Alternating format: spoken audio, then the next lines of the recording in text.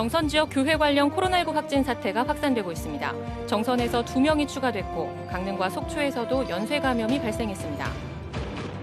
도내 대학들이 신입생 충원에 어려움을 겪고 있습니다. 생존을 위한 구조 조정이 추진됩니다. 막대한 사업비를 들인 연안 정비 사업이 실시되고 있지만 침식 우려 또는 심각 단계의 해변은 오히려 늘고 있습니다. MBC 강원 영동은 2020년 11월 10일에 방송된 MBC 뉴스데스크 일부 프로그램에서 방송심의에 관한 규정 제46조 제3항 제2호 광고 효과를 위반한 내용을 방송해 방송통신심의위원회 제재 조치 결정에 따라 방송통신위원회로부터 경고 조치를 받았습니다. 안녕하십니까. 뉴스데스크 강원입니다. 정선 지역 교회 관련 코로나19 확진자 2명이 추가됐습니다. 정선군에 따르면 어제 코로나19 검체 검사를 받은 주민 1,126명 가운데 기존 확진자와 접촉한 임계면과 열양면에 사는 60대 남성 2명이 양성 판정을 받았습니다. 강릉에서는 정선 확진자와 접촉해 양성 판정을 받은 확진자의 가족 5명이 무더기로 감염됐고 또 속초에서도 정선 확진자와 관련해 1명이 연쇄 감염됐습니다.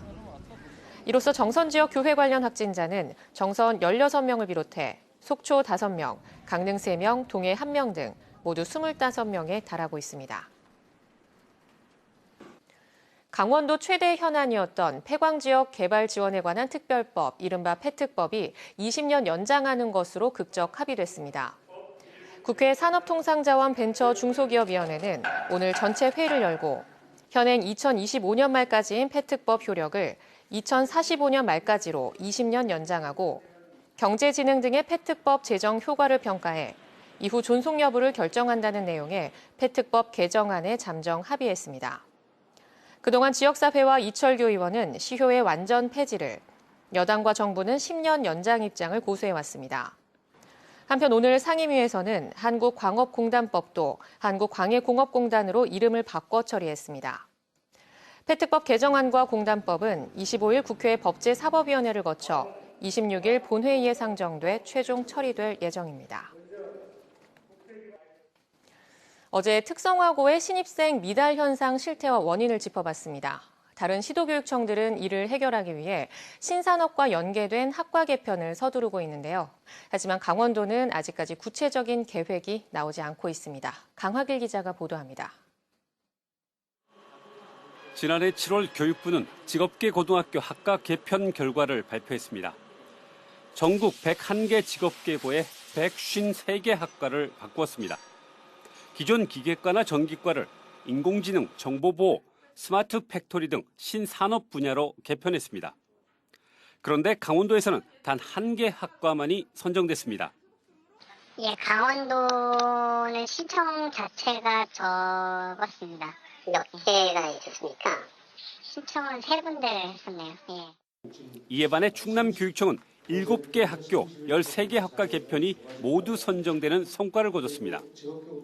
2019년 전국에서 처음으로 직업계고 재구조화 추진 3개년 계획을 실행한 결과입니다. 신입생을 다 채우지 못한 22개 특성화고를 개편하는데 178억 원을 투자합니다. 반도체와 친환경 자동차, 석유화학공업 등 충남의 주력 산업과 드론 등 신산업을 중심으로 취업률을 높이는 게 목표입니다. 이런 노력으로 1년 사이 신입생 미달 학교가 22곳에서 15곳으로 줄었습니다. 충남의 특성화고 신입생 충원율은 강원도보다 13%포인트 높은 90%에 가깝습니다. 기업인들의 어떤 사설 협의체가 다 있더라고요. 예, 그래서 그런 쪽과 그 지역에 있는 학교장님과에서 협의체를 구축해서 취업 연계를 위한 노력은 좀 하고 있습니다. 이에 반해 강원도 교육청의 특성화고 학과 개편 작업은 더디기만 합니다. 지난해 직업계고 재구조화 기본 계획을 세웠지만 세부 계획이 완성되지 않아 내년쯤에나 학과 개편이 가능할 전망입니다. 유망 신산업 분야 교육이 가능한 교육 환경 구축이 쉽지 않기 때문입니다. 자격을 갖춘 교사가 부족할 뿐만 아니라 교육과정 구성조차 어려운 실정입니다. AI 분야나 지금 IoT나 이런 부분에서 고등학교 교육 과정에서 어떤 부분을 교육을 시켜서 배출을 했을 때 그 학생들이 그 분야에 그 직무에 맞는 그 역량을 가지고 일을 할 수 있을지 이게 구체화된 부분이 없어요. 또한 특성화고 학생을 위한 양질의 일자리 마련도 과제가 되고 있습니다. 신산업 분야의 지역 기반이 열악하다 보니 학과 개편의 구심점 역할을 하지 못하고 있습니다. 강원도에는 특성화 고교 한 학과 규모인 20명을 한 해 채용할 수 있는 기업체가 사실상 전무합니다. 학생 수요와 학교 현장의 여건, 지역 산업계의 역량이 모두 뒤처진 상황에서 지역 특성화고를 살릴 특단의 대책이 필요해 보입니다. MBC 뉴스 강화길입니다. 학생 수 감소와 수도권 쏠림 등의 현상으로 도내 대학들도 신입생 충원에 어려움을 겪고 있습니다. 대학마다 생존 전략을 마련하기 위해 구조조정을 심각하게 고민하고 있습니다. 박은지 기자입니다. 오는 27일까지 실시되는 도내 4년제 대학의 신입생 추가 모집 인원은 1,900여 명에 달합니다. 지난해와 비교해 3.5배가량 증가한 건데 가톨릭 관동대 617명, 상지대 789명에 달하고 강릉 원주대 163명, 강원대 삼척캠 101명, 강원대 본교 48명 등 춘천교대를 제외한 모든 곳에서 미달 사태가 났고 상위권 학생들이 지원하는 강릉 원주대 치대도 1명을 추가 모집합니다. 학령 인구 감소로 대학별 경쟁률이 떨어지고 수도권 쏠림은 커지면서 대학마다 생존 전략 마련이 시급해졌습니다. 추가 모집을 해가지고 모집을 해야 되는데 그 대상도 그렇게 지금 자원이 거의 바닥난 상태 아니냐라는 거. 몇 명이나 더 추가 모집해서 오게 될지 자신할 수 없는 상황이라. 우선 통합 논의 중인 강원대와 강릉 원주대는 오는 25일 1도 1 국립대 추진 업무 협약을 맺고 춘천, 강릉, 원주, 삼척 4개 캠퍼스별 특성화 전략을 마련한다는 계획입니다. 대학 구성원들을 대상으로 한 설문조사에서는 70%가 찬성했고 과거 각 대학의 통합 경험 역시 긍정적인 것으로 평가했습니다.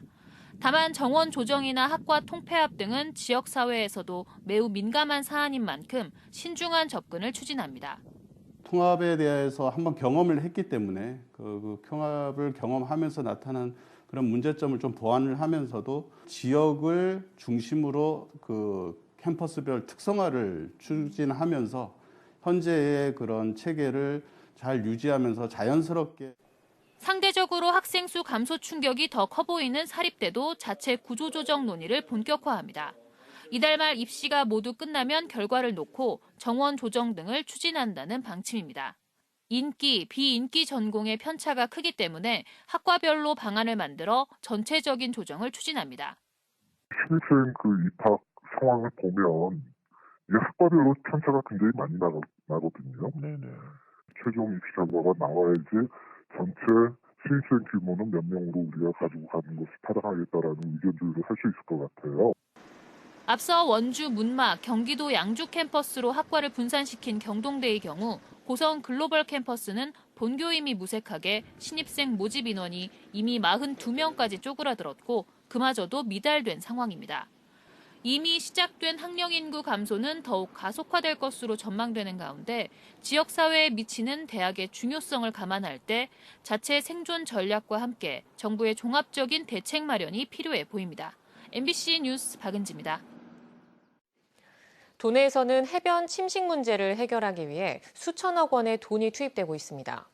연안 정비 사업이 진행되곤 있지만 여러 요인으로 인해 지난해 조사에서는 대부분 해변이 우려 또는 심각 등급으로 나타나 침식 피해가 상당한 것으로 나타났습니다. 김영호 기자가 보도합니다.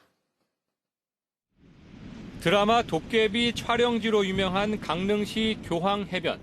지난해까지 인근 영진 해변 일대에 연안 정비 사업이 추진됐습니다. 수중 방파제를 설치하고 해변에 모래를 보충했습니다. 그런데 사업구역에서 떨어진 주문진 항과 인접한 곳에 모래가 2~3배 쌓이더니 돌출 방파제 구간은 침식이 심해졌습니다. 연안 정비 사업에도 불구하고 구간별로 편차가 심한 침식과 퇴적 현상이 발생하고 있습니다. 강원도가 매년 실시하는 연안 침식 조사에 따르면 이런 현상은 삼척 궁촌항 주변도 비슷했습니다. 궁촌항 확장으로 인공 구조물이 생기면서 침식이 심하자 연안 정비 사업이 이루어졌는데 원평 해변 지역에 침식이 쏠린 겁니다. 화력발전소 항만공사가 진행 중인 삼척 맹방해변 일대는 공사 전후 침식 변화가 심했습니다. 파랑의 이제 강도하고 빈도가 상당히 세졌다는 거예요. 그래서 이제 강원도 전 해안 전체가 어떤 기후 변화로 인해서 아니면 파랑 작용으로 인해서 전반적으로 침식이 좀 강한 것으로. 환동해 본부의 지난해 연안 침식 실태 조사에서 침식 우려 또는 심각 등급을 받은 곳은 도내 해변의 90%에 달했습니다. 2년 전 68개소였던 우려와 심각 해변이 4년 전 수준인 92개소로 되돌아갔습니다. 2019년도보다 2020년도가 심화되고 있는 그런 실정입니다. 정밀 실태 조사를 세밀하게 해서 앞으로 연안 침식이 발생되지 않는 연안 정비 사업을 추진할 계획으로 있습니다. 연안 침식 연구기관은 해안 지역 인공 구조물 설치가 늘고 하천에서 공급되는 토사량이 줄고 있는 점도 침식 심화의 원인으로 꼽았습니다. 세밀한 실태 조사를 통해 기존 연안 정비 사업 구역을 보강할 필요가 있다고 조언했습니다. MBC 뉴스 김영호입니다. 최근 택시업계에서 최저임금을 둘러싼 법적 공방이 거셉니다. 업계 관행이었던 소정 근로시간이 무효라는 대법원 판결이 나오면서부터인데요. 기사들의 최저임금을 보장해 일선에서 시행되지 않고 있는 전액관리제가 탄력을 받게 될지 주목됩니다. 황구성 기자입니다. 택시 업계에서 줄 소송이 벌어지고 있습니다.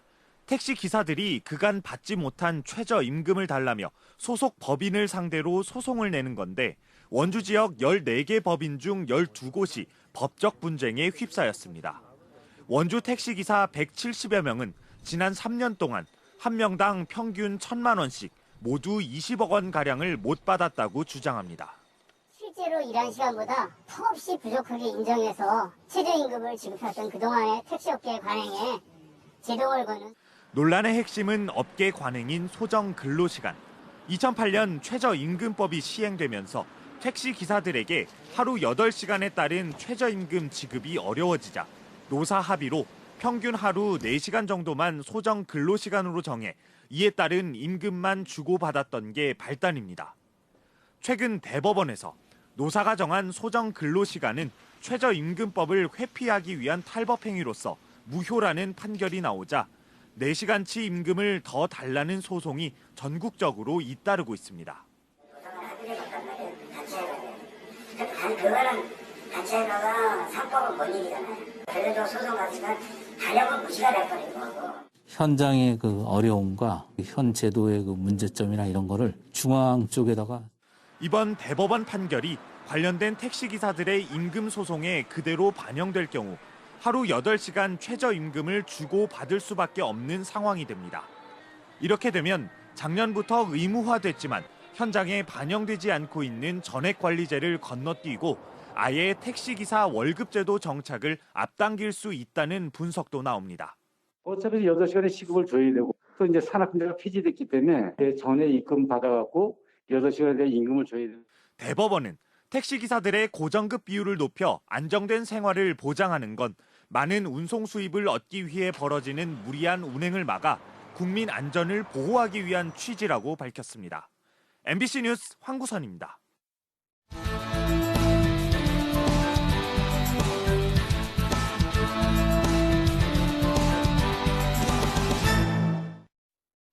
지난 20일 산불이 발생한 정선군 열양면 일대를 대상으로 산사태 긴급 진단이 실시됩니다.